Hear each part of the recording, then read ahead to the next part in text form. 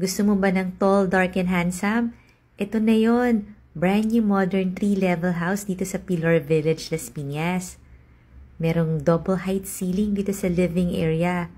Ang lot area nito ay nasa 80 square meters. Ang floor area nasa 153 square meters. At ang elegant nitong kitchen and dining area. Ayan yung utility area. Nasa loob nga ito ng safe, gated and flood-free subdivision.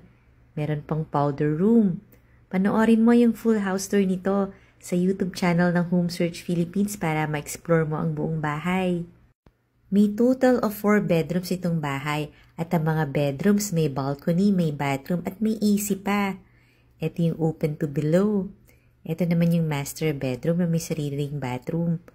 Yung price and details nasa comment section. Follow and subscribe ka na ha kasi dito mo makikita ang dream house mo.